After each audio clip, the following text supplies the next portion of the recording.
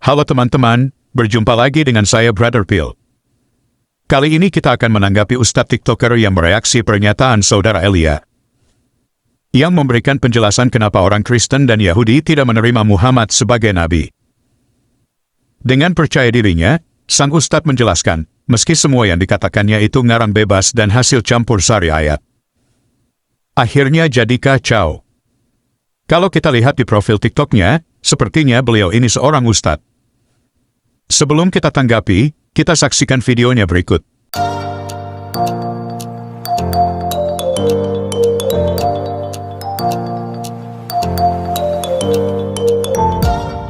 Yang membuat kekristenan dan keyahudian menolak status Muhammad sebagai nabi. Baru pertama kali ini saya mendengar yaitu pernyataan nubuat kelahiran, nubuat kehadiran Nabi Muhammad dalam kitab Injil tidak ada ditolak oleh Injil. Baru pertama kali saya mendengar ini langsung dari Elia ini. Sebenarnya itu asumsimu. Di dalam teologi Kristen, Injil menerima kedatangan dan kenabian Nabi Muhammad SAW. Baru kali ini saya mendengarnya langsung dari kamu bahwa Nabi Muhammad ditolak dalam Injil. Kita berhenti sejenak. Barusan dia katakan bahwa dalam teologi Kristen, Injil menerima kedatangan dan kenabian Muhammad. Selama saya membaca Alkitab, tidak ada nubuatan tentang Muhammad, dan dalam teologi Kristen, tidak ada ajaran tentang menerima Muhammad sebagai nabi. Sebenarnya Ustadz ini lagi ngomong apa? Kita lanjut. Nubuat kelahiran Nabi Muhammad SAW hingga diutusnya beliau ke dunia ini tercantum di dalam kitab-kitab suci agama samawi. Kehadiran Rasulullah SAW terdapat dalam Injil dan kitab Taurat. Maka di dalam kitab Injil Barnabas, kedatangan Nabi Muhammad SAW jelas dinyatakan. Barnabas sendiri adalah sahabat Yesus, bahkan seorang pembela Yesus. Oh, ternyata Injil Barnabas yang dimaksud sang Ustadz. Supaya Pak Ustadz tahu, kami orang Kristen tidak mengimani Injil palsu. Kalau Pak Ustadz mau imanin Injil palsu itu, aku sih yes. Tapi sebelum Pak Ustadz membanggakan Injil Barnabas itu, paling tidak Pak Ustadz baca dulu isinya. Karena isi dari Injil Barnabas itu justru bertentangan dengan kitab suci Ustadz sendiri. Kalau gak percaya saya, mari saya tunjukkan pernyataan mualaf cerdas berikut. Kan banyak juga umat Islam yang menganggap bahwa ada di dalam Injil Barnabas gitu ya, disebutkan Ahmad gitu kan. Itu sebenarnya kalau buat kita nih yang udah baca bener-bener Gospel Barnabas itu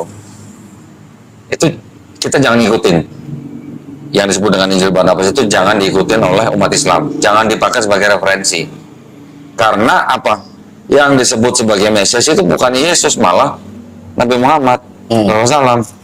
Itu kan udah berbeda dengan akidah kita gitu loh. Ya kan? Jadi jangan menggunakan Injil Barnabas sebagai dalil atau referensi untuk umat Islam, jangan.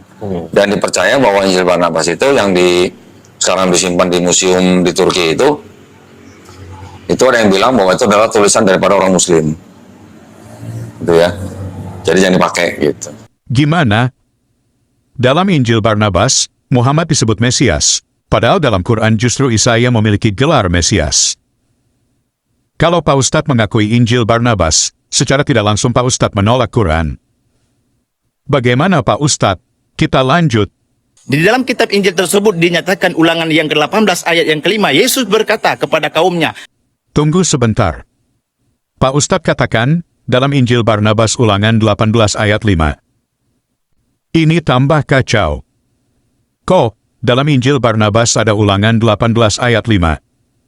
For your information Pak Ustadz, Injil Barnabas tidak ada hubungan dengan kitab ulangan. Kitab ulangan ada di Perjanjian Lama, sementara Injil Barnabas adalah Injil palsu.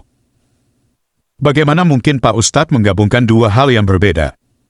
Kita lanjut. Ulangan yang ke-18 ayat yang kelima, Yesus berkata kepada kaumnya, bahwasanya akan datang seorang nabi, di antara kamu dan di antara saudara-saudaramu, kata Yesus. Dan dia seperti aku, turun untuk menyelamatkanmu dari kegelapan, yaitu akan dibangkitkan oleh Tuhan Allahmu bagi kamu. Maka dia haruslah kamu dengar. Itu perkataan Yesus dalam kitab Injil Barnabas. Tunggu sebentar. Kembali Pak Ustadz ngawur lagi. Ulangan 18 ayat 5 tidak berbunyi demikian. Yang benar adalah, sebab dialah yang dipilih oleh Tuhan, Allahmu, dari segala sukumu, supaya ia senantiasa melayani Tuhan dan menyelenggarakan kebaktian demi namanya, ia dan anak-anaknya. Ayat ini berbicara tentang suku Lewi yang bertugas sebagai imam. Mungkin yang dimaksud Pak Ustadz adalah Ulangan 18 ayat 15. Tapi kenauran lainnya adalah, yang bicara dalam Ulangan 18 adalah Nabi Musa, tapi Pak Ustadz katakan yang bicara adalah Yesus. Sebenarnya itu asumsimu. Ingat, fawailul lilladzina yaktubuna alkitaba biaidihim, maka celakalah orang-orang yang menuliskan Alkitab dengan tangan-tangan mereka sendiri ataupun dengan penafsiran mereka sendiri. Tsumma yaquluna hadza min indillah. Kemudian ia berkata, kemudian mereka berkata, kemudian si Elia berkata, ini dari Allah, ini dari sisi Tuhan.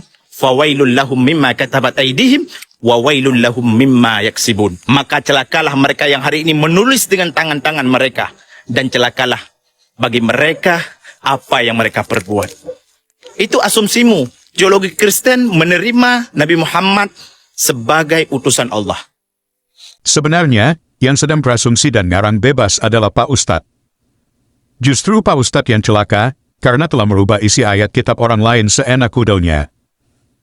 Anehnya, dia menuduh orang lain untuk sesuatu yang dia sedang lakukan. Pak Ustadz sedang berasumsi dan mengarang bebas atas iman agama orang. Jika seorang sekelas Ustadz ini saja sudah mengarang bebas tentang iman orang lain, bagaimana dengan umat yang biasa, yang hanya mendengar dari Ustadz? Bayangkan ada 6 jutaan orang yang menyaksikan video TikTok Pak Ustadz. Tentunya akan sangat celaka jika ternyata yang didengar mereka adalah sesuatu yang menyesatkan. Saya tidak tahu, apakah hukumannya dalam Islam jika seseorang menyampaikan berita bohong tentang agama orang lain. Apa mungkin sang Ustadz mendapat pahala? Saya tidak tahu. Semoga Pak Ustadz ini banyak belajar sebelum membuka mulutnya. Oke teman-teman, demikian tanggapan kita terhadap pernyataan Ustadz TikToker. Semoga menambah informasinya. Terima kasih untuk dukungan teman-teman. Tuhan Yesus memberkati. Teman-teman, yuk kita bahas keabsahan Injil Barnabas dalam sudut pandang Islam. Dr. Abbas Mahmud Al-Aqad mengajak muslim di seluruh dunia untuk menjauhi Injil Barnabas. Beliau menjelaskan bahwa Injil Barnabas bukan hanya saja menyerang keyakinan Kristen, tapi juga menyerang keyakinan Islam. Seperti di situ dikatakan bahwa Yesus menyangkal ia adalah Mesias, padahal Islam sendiri menjuluki Yesus sebagai Mesias. Lalu Injil Barnabas juga menjelaskan bahwa ketika Maria melahirkan Yesus, dia tidak merasakan sakit. Padahal Al-Quran menjelaskan ketika Maria melahirkan Yesus, ia merasakan sakit. Al-Quran mengajarkan bahwa lapisan langit ada 7, sedangkan Injil Barnabas mengatakan ada 9. Para ahli berspekulasi bahwa penulis Injil Barnabas itu membaca karangan hayalan Dante tentang 9 langit menuju Firdaus. Jadi intinya yang namanya Injil Barnabas, baik dalam sudut pandang Kristen ataupun Islam, itu sama-sama tidak boleh dipakai. Kebenaran itu memang pahit kalau benar-benar kebenaran, tapi harus ditelan.